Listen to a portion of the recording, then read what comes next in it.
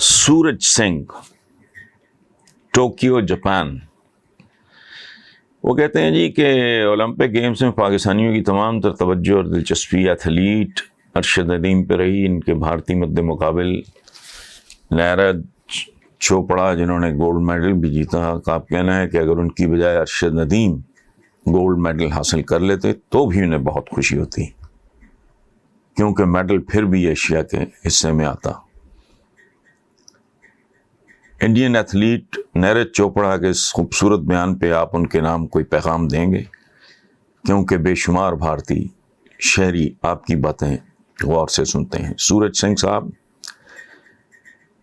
میں اس خوبصورت پیغام پہ انڈین ایتھلیٹ نیرج چوپڑا، اگر میں نام غلط لے جاؤں تو میں معافی چاہتا ہوں، ان کو میں سلام پیش کرتا ہوں۔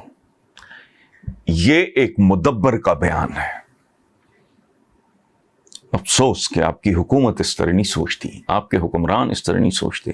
میں حیران اس بات پہ ہوں کہ اسپورٹس مین جو ہوتے ہیں، کھلاڑی نارملی، ان سے بندہ یہ ایکسپیکٹ نہیں کرتا، وہ طبعاً ایگریسو ہوتے ہیں، ان کا اس طرح کا مطالعہ نہیں ہوتا۔ لیکن میں حیران رہ گیا ہوں، یہ ایک انٹلیکچوئل کا، ایک مدبر کا بیان ہے۔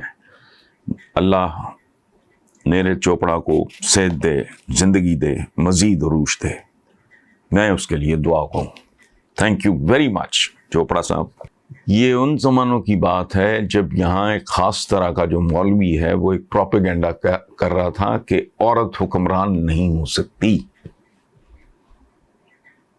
تو یہ کتاب، جس کا عنوان میں انہیں کہوں گا کلوز اپ میں آپ کو دکھا دیں، ملائیت، ملوکیت، آمریت، اسلام اور عورت، یہ اس کا عنوان ہے۔ اب انتہا دیکھیں، میرا خیال ہے کہ اپنے والد بھٹو صاحب کے بعد اگر محترمہ نے کبھی کسی کی اس طرح تعریف کی ہے تو شاید میری ہی کی ہے۔ میں پڑھ دیتا ہوں، یہ کلوز اپ میں آپ کو دکھا دے گا۔ اور محمود شام صاحب نے ایک ان کی جو بڑی اہم تقریریں تھیں بے نظیر بھٹو صاحبہ کی، ان کا ایک مجموعہ ہے وے آؤٹ، میرا خیال ہے، تو وہ بھی موجود ہے ویسے میرے پاس۔ ان میں بھی بے نظیر بھٹو کی یہ تقریر شامل ہے۔ اب سنیں وہ کیا فرماتی ہیں۔ یہ تقریر انہوں نے کی تھی 11/6/1987 اور کی تھی پرل کانٹیننٹل راولپنڈی۔ اس وقت وہ پرل کانٹیننٹل ہوتا تھا، اور یہ ان کا ایڈریس تھا پارلیمانی اپوزیشن گروپ جو تھا، جس کو فخر امام تھے غالباً، عابدہ حسین، بیگم عابدہ حسین تھیں، یہ ہیڈ کر رہے تھے یہ اس پارلیمانی گروپ کو۔ اچھا، محترمہ بے نظیر بھٹو نے فرمایا، only Hassan Nisar truly understands the Zia system and its unbelievable paradoxes when he says شہر آسیب میں آنکھیں ہی نہیں ہیں کافی، الٹا لٹکو گے تو پھر سیدھا دکھائی دے گا۔ یہ ضیاء الحق کے عروج کے زمانے میں یہ میری ایک غزل کا شعر، جس کا انہوں نے حوالہ دیا، یہ میں خابر صاحب کو کہوں گا اس کا فرنٹ بھی اور بیک بھی دکھا دیں۔ سو میں اس سے زیادہ بلاول کے بارے میں کوئی بات کرنا مناسب نہیں سمجھتا۔ آخری بات، ایک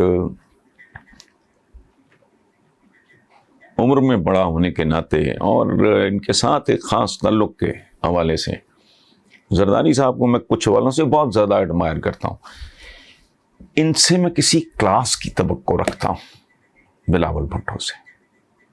اس طرح کی باتیں ان کو زیب نہیں دیتی۔ یہ جو باقی ہیں، مریم، ان کی ایک اپنی دنیا ہے۔ He has a back ground, comes from a real political family, ٹھیک؟ تو احتراز کرنا چاہیے کہ جی ہمارے علاوہ آپ اپنا میرٹ بیان کرو، لوگوں کے ڈی میرٹ جو ہیں اس کو اچھالنے کی اگر ہیں بھی تو ضرورت. کون ہے جو نہیں جانتا کہ نواز شریف کس کی پیداوار ہے؟ کون ہے جو نہیں جانتا کہ بھٹو صاحب فیلڈ مارشل ایوب خان کو ڈیڈی کہا کرتے تھے؟ سب جانتے ہیں. تو کیوں آپ انوائٹ کر رہے ہو اس طرح کی باتیں؟ اور آپ سے توقع، آپ جیسے پڑھے لکھے نوجوان سے بندہ توقع کرتا ہے جس کی والدہ بے نظیر بھٹو جیسی ہوں، اعلیٰ تعلیم یافتہ، جن کے نانا ذوالفقار علی بھٹو، سر شاہ نواز بھٹو نانا کے جو والد تھے. تو پلیز ہو سکے تو آپ اپنے طریقے سے بہیو کریں. جو کچھ اس منڈی میں چل رہا ہے وہ زبان ضروری نہیں کہ آپ بھی بولیں.